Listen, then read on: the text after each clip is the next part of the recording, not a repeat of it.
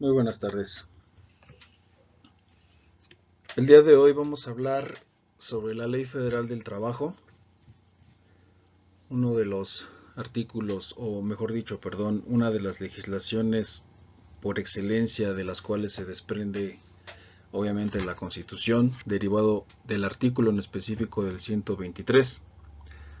Este es uno de los artículos, como ya lo hemos venido mencionando desde hace unos cuantos días y sesiones atrás, en lo que se refiere a la regulación de las cuestiones laborales o de las conductas laborales en específico entre un trabajador y un patrón. Esta Ley Federal del Trabajo es por excelencia con una gran historia la que maneja en sí, ya que hasta antes de 1917 no existía como tal una regulación entre los trabajadores y los patrones. Prácticamente el patrón era el que decidía las jornadas laborales tan extensas, arriba de 12 horas, sin un goce de salario, y obviamente también en una cuestión en donde no se tenía ningún respeto en lo más mínimo hacia el trabajador, al obrero, al campesino, en ningún sentido. Vamos a ver qué es lo que nos dice esta Ley Federal del Trabajo. ¿Qué es? Es el dispositivo legal que regula las relaciones obrero-patronal con respecto a salarios, prestaciones, indemnizaciones, riesgos de trabajo, despidos, etc., que se dirimen en las juntas locales o federales de conciliación y arbitraje. Estas juntas locales o federales de conciliación y arbitraje son las que fungen directamente para regular estas conductas. Estas instituciones, de alguna u otra forma, se crearon precisamente para esto, en dado caso de que el patrón le llegue a faltar el respeto al trabajador o el trabajador al patrón, laboralmente hablando, aquí es en donde se dirimen estas controversias, para precisamente, como su nombre lo dice, regular estas relaciones obrero-patronales. Estas, de alguna u otra manera, las personas que económicamente se encuentran activas llegan a estas instancias en el caso, por ejemplo, de despidos injustificados. Un despido injustificado es aquel en el cual un patrón despide, como su nombre lo dice, de manera injustificada al trabajador. Inclusive también se puede dar por incumplimiento de contrato de un patrón a un trabajador o de un trabajador a un patrón. En todo sentido, prácticamente es en donde estas instituciones se versan sobre todo esta regulación o el incumplimiento de alguna de las partes que intervinieron, como el trabajador o el patrón. ¿Qué es la Ley Federal del Trabajo? Podemos entender que la Ley Federal del Trabajo son disposiciones legales que regulan las relaciones obrero-patronales, es decir, donde se especifica qué tienes que hacer como trabajador y qué tienes derecho, y lo mismo respecto a lo que tu jefe le toca hacer. También en esta ley se protegen las garantías individuales del hombre y se deja muy claro que no se pueden establecer distinciones entre los trabajadores por motivos de raza, sexo, edad, credo religioso, doctrina política o condición social. Es uno de los pre, pre, preceptos verdaderamente apegados a este principio, es lo que contempla en sí esta Ley Federal del Trabajo, como su indicativo nos lo está dando. Esta Ley Federal del Trabajo se divide para su entendimiento en varias secciones. Como ya les había yo también mencionado con anterioridad, uno de los apartados específicos que contempla, por ejemplo, es los trabajos para las mujeres embarazadas, que un poquito más adelante lo vamos a ir viendo, los salarios, las jornadas laborales.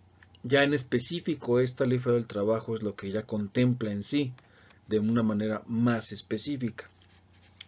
Los contratos colectivos, los contratos individuales de trabajo, y obviamente todo lo que en sí implica, como en el último párrafo que les leí y que explico, eh, toda persona tiene ese derecho a ser contratado sin importar, obviamente, como su nombre lo indica, motivos de raza, de sexo, edad, credo religioso, doctrina política o condición social. Y esto indiscutiblemente es obvio lo que más se vulnera del trabajador.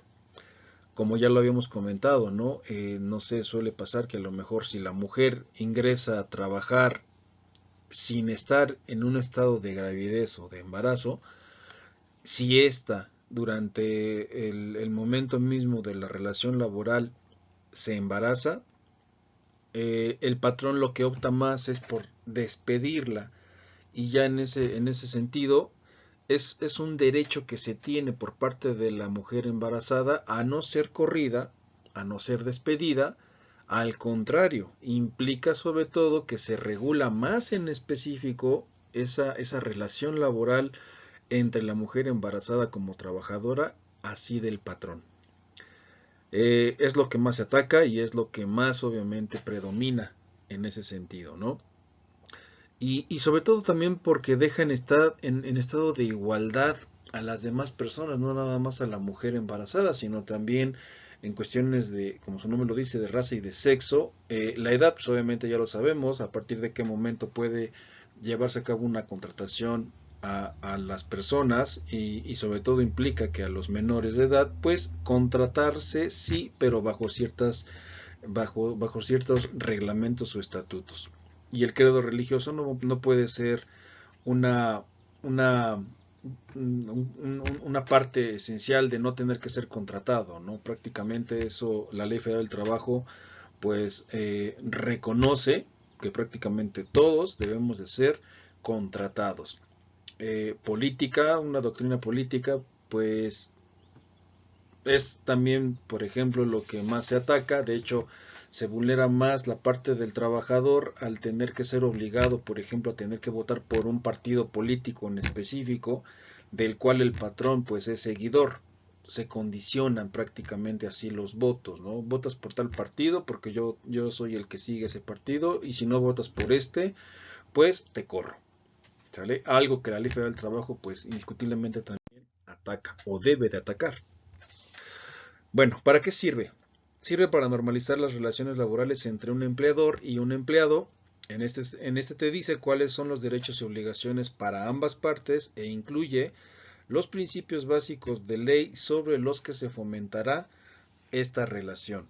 También aunado a esto, nosotros sabemos de antemano que cada empresa, cada trabajo maneja también como tal sus requisitos indispensables. Se regula también por sus propios principios o sus propios estatutos, pero no se deja de lado la Ley Federal del Trabajo, ¿vale?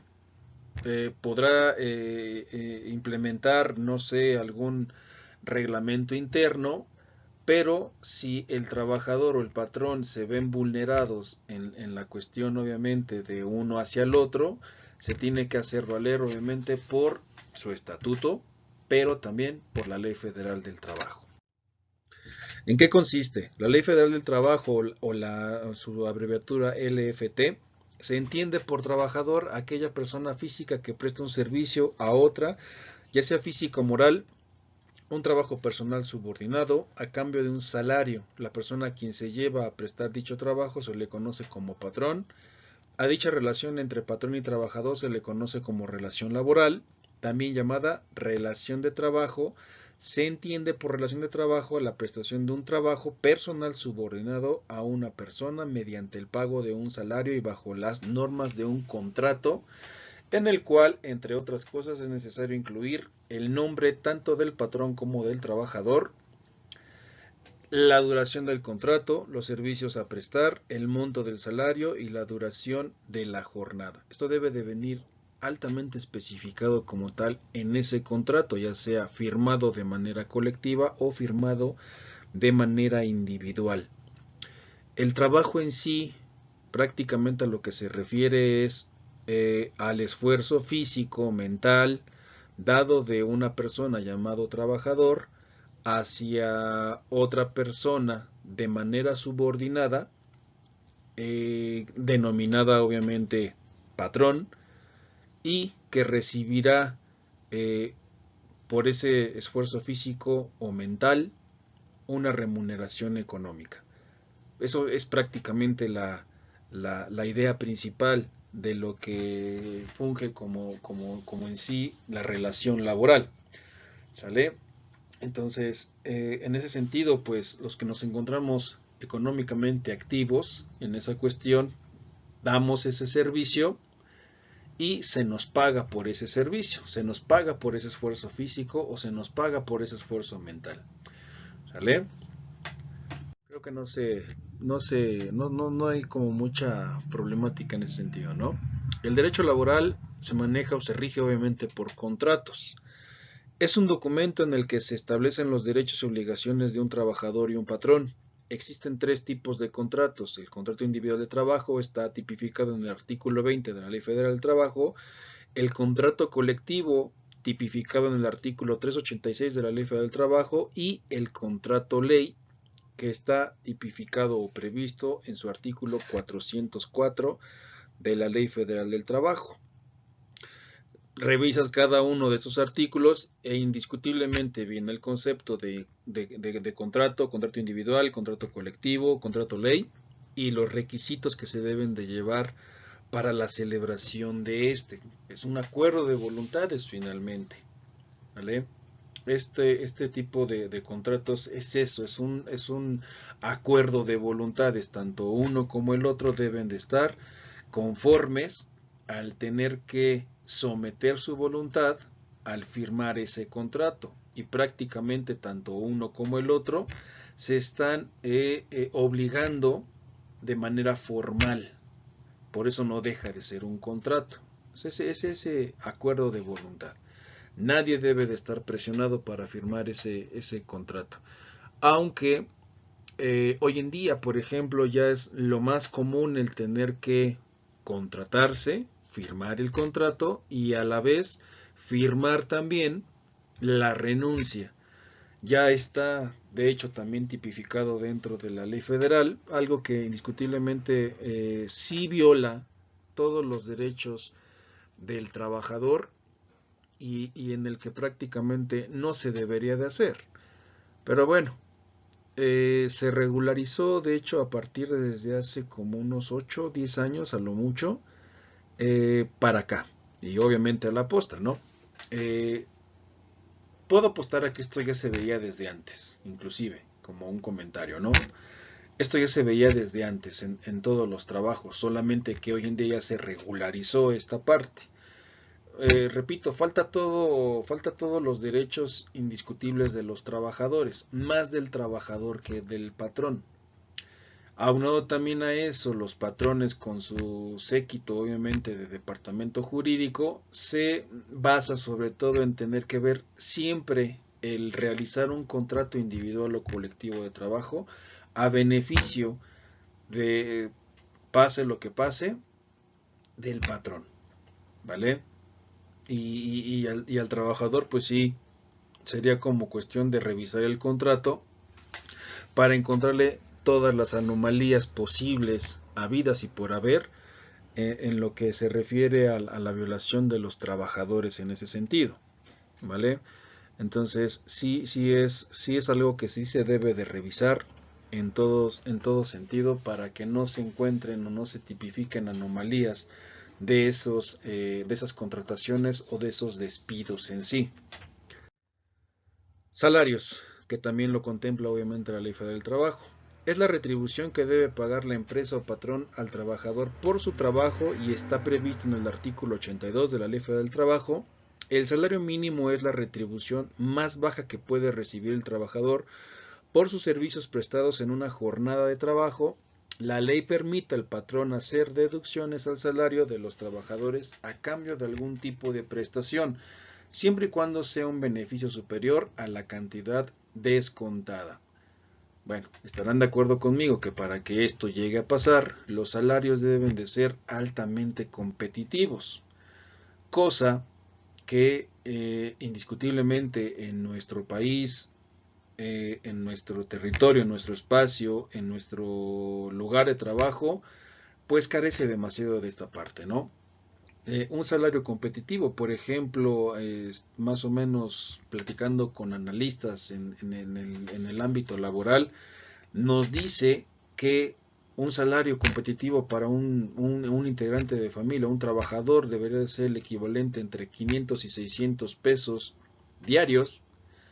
Y bueno, si lo manejáramos como en Estados Unidos, a lo mejor por hora, pues imagínense la condición económica y sobre todo de derecho social que nosotros como tal tendríamos o somos acreedores, pues imagínense cómo estaríamos en nuestra vida, ¿no? Sería una cuestión sustentable demasiado alta y muy benéfica para el trabajador. Aunque la reforma laboral ahorita ya o dio entrada a un aumento salarial de 200.88, si mal no me equivoco, pues sí, se incrementó en un 20%, suponiendo, pero la realidad es que aún así siguen siendo un salario que no es competente ni beneficia al 100% al trabajador y menos a la familia de estos. Por eso les digo que encontramos muchísimas anomalías en esta parte, ¿no? Entonces, pues si lo manejáramos, les repito, como si fueran Estados Unidos, no sé, a lo mejor póngale recibir 200 pesos, punto ochenta y tantos, pero a la hora, como en Estados Unidos, probablemente nos iría un poquito mejor, pero si lo manejáramos como los analistas lo contemplan, de 500 a 600 pesos la hora, pues nos iría muchísimo mejor en ese sentido. Derechos laborales por maternidad, que es lo que les comentaba también al principio, ¿no? Las mujeres embarazadas o en periodo de lactancia no deben de trabajar en labores insalubres o peligrosas, es decir, las que por los materiales químicos y composición de la materia prima utilizado por condiciones físicas son capaces de afectar la salud física y mental de la mujer o el lactante o el producto en gestación. Y tampoco en horarios después de las 10 de la noche. Además, se les debe de mantener su salario, prestaciones y derechos durante este periodo. En teoría, así debería de ser. Ya la práctica, pues, la realidad es que es otra. El derecho de la mujer embarazada se violenta cada rato, sufre anomalías por completo, en el menor de los casos no se cumple esto y en el peor es el despido y altamente injustificado, ¿vale? No pueden poner en tu contrato de despido, en tu hoja de despido, perdón, que la causa es por embarazo. Suena hasta tonto si lo vemos desde ese punto de vista, ¿no? La justificación tan absurda que tienen a veces los patrones como para tener que cortar con esa relación laboral y siendo el derecho obviamente de la mujer, parece como si la mujer no tuviera el derecho ni el privilegio de estar embarazada en el tiempo que obviamente labora, porque al patrón le afecta en todo sentido, algo verdaderamente desequilibrado. Derecho individual de trabajo. En primer lugar está la relación individual de trabajo constituida entre el empresario como empleador y el trabajador como prestador de un servicio profesional en un contrato individual de trabajo. El contenido primario de la relación comprende derechos y obligaciones, fundamentalmente la obligación del empleador de pagar el salario y la recíproca obligación del trabajador de prestar el servicio. En esencia, pues obviamente eso sí se escucha muy bonito, sí se escucha muy padre la forma en que se lee, pero le podemos encontrar muchísimas anomalías, ¿no? Carencia de, no sé, del salario, como ya lo había mencionado, la desigualdad, por ejemplo, a que te firmes el contrato, que firmes también a la vez el despido, la obligación que tiene el patrón de, por ejemplo, darte una copia de ese contrato individual de trabajo, pero que nunca te lo entrega, y que cuando se da el despido prácticamente te hacen valer más la hoja que tú ya firmaste y para colmo de males es hasta en blanco, no sabes qué le van a poner, no sabes qué le van a quitar, no sabes qué le van a adicionar y pues en automático, repito, se vulneran por completo los derechos laborales del trabajador. Se podrá pagar a lo mejor eh, bien a algún trabajador que tenga ese privilegio, pero indiscutiblemente no hay esa seguridad, ¿no? También aunado a esto, lo debemos de saber ya nosotros como trabajadores, la reforma laboral que hubo hace 10, 15 años más o menos, en donde ya se pierden por completo las prestaciones laborales. Se regulaba sobre todo por una ley federal del trabajo de 1975, que es en donde prácticamente los trabajadores gozaban de verdad de lo que es la esencia de esa ley, a la modificativa de la reforma de la ley al 97, en donde ya prácticamente no gozamos de los privilegios que lo que esencialmente maneja esta ley federal del trabajo, ¿vale? Entonces ya somos probablemente las personas de esta generación o parte de la pasada en donde ya no somos acreedores a ese beneficio de ley federal del trabajo por la ley del 75-77 por ese. ¿Sale? Entonces ya hay una discrepancia demasiado fuerte, deja hermético la posibilidad obviamente de poder hacer algo con un salario y deja por completo en estado de indefensión el hecho de ya no ganar una prestación como antes se manejaba. Entonces sí nos deja muy descobijados en ese sentido, ¿no? El artículo 123 nos dice la utilidad, bueno, es otra parte también de lo que menciona el 123. La utilidad repartible se dividirá en dos partes iguales. La primera se repartirá por igual entre todos los trabajadores, tomando en consideración el número de días trabajados por cada uno en el año, independientemente del monto de los salarios. La segunda se repartirá en proporción al monto de los salarios devengados por el trabajo prestado durante el año. Otra sección que como tal maneja la Ley Federal del Trabajo, o desprendiéndose desde el 123 constitucional, son el reparto de las utilidades, que es un derecho que se tenía, desconozco si se sigue teniendo. Hay trabajos en donde ya no se maneja, pero ni de broma esta parte, pero prácticamente es como el hecho de decir, pues recibes un buen salario, entre comillas, y no te doy prestaciones. No tengo ni seguro, no tengo gran cosa más que mi puro salario. ¿Sale? Entonces ya desde ahí ya tenemos un problema, ¿no? El reparto de utilidades prácticamente a lo que se refiere es una parte proporcional de lo que tú como tal devengas en tu cuestión salarial por el servicio prestado obviamente a la empresa. Son las ganancias que obviamente como tal ya recibe el trabajador por todo el año de trabajo que tuvo dándole a ganar el dinero obviamente al trabajador y a esa empresa, que pues prácticamente se escucha bonito, pero pues no hay mucha ganancia en ese sentido, no hay mucho de dónde poder decir que se le entregue a una persona.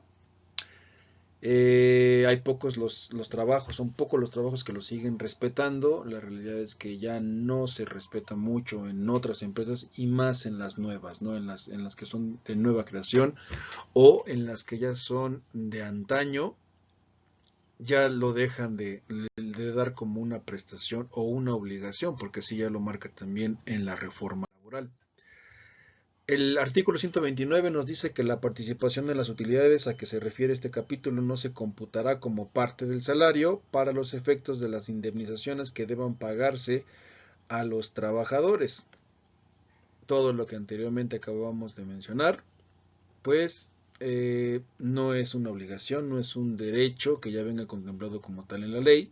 Son pocos los trabajos que te llegan a dar este tipo de prestación. Y hay otros que definitivamente ya no lo manejan. De hecho, así te lo vienen manejando ya desde la firma misma del contrato. contratos que no sé ustedes, pero también manejan unos artículos o unos, ¿cómo se les llama? Unas prestaciones u obligaciones que vienen tipificadas en el contrato y en donde prácticamente el trabajador, si lo lee pero desconoce o no le entiende a lo que está a punto de firmar, pues prácticamente ya también es una violación a ese derecho, sobre todo por el tecnicismo legal que muchos de los patrones con su departamento jurídico pues se basan, ¿no? Para el desconocimiento obviamente de lo que tiene el trabajador al tener que firmar algo, pero que por la necesidad de tener de trabajo, pues indiscutiblemente lo firma sin tener que revisar algo antes. Problema muy grande que también tenemos los mexicanos, ¿no? O las personas que nos contratamos. Bien, a manera de conclusión tenemos que la finalidad de las normas heterónomas legales, así como de las normas pactadas colectivamente, está en conseguir que en la contratación las partes individuales en el ejercicio de su voluntad no lesionen las exigencias que en justicia se derivan de la implicación del trabajador como persona en la relación individual del trabajo, de ahí que las normas heterónomas se presenten frecuentemente como normas de orden público, imperativas o prohibitivas, inderogables por acuerdos entre partes, cuando contienen reglas dispositivas simplemente cumplen una función supletoria para prevenir y colmar las lagunas que se deriven de la falta de previsión de tales sujetos internados. Bueno, este párrafo de conclusión, no sé si se dieron cuenta, pero cada vez que leía y daba mi opinión, prácticamente lo desglosaba. La conclusión, como es altamente técnica, pues prácticamente alude a lo que en palabras más llanas o simples es leer, por ejemplo, el apartado del artículo 123 en lo que a las utilidades se refiere, te da el concepto y yo le doy el punto de vista, obviamente, real de lo que se maneja. ¿Me explico? O sea, lo que está escrito en la ley no se respeta o se respeta solamente para unos cuantos y esto pues muchas veces deriva en el no beneficio que tienen como tal los trabajadores. Espero no haberlos confundido con esto último. Esta conclusión es muy técnica.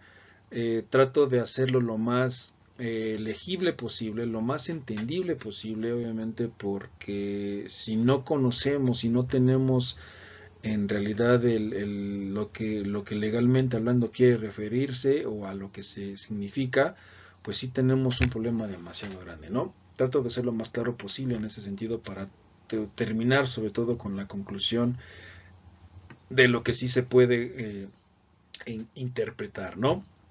Bien, ahora como manera de actividad solicito el ensayo de todo lo que acabamos de ver en esta información.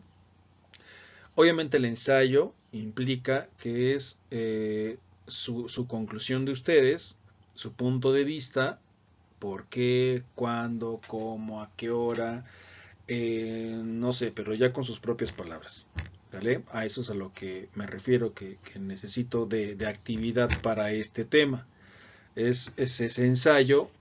No hay un número en específico. Bueno, si lo pueden manejar hasta en 2 hojas, 3 hojas, sería perfecto. Nada más no olviden ponerle por favor su carátula para yo saber de quién es la actividad que están poniendo. ¿Sale? Un ensayo, por favor, del tema que acabamos de ver. Es todo, me despido, muchísimas gracias por su atención y nos vemos.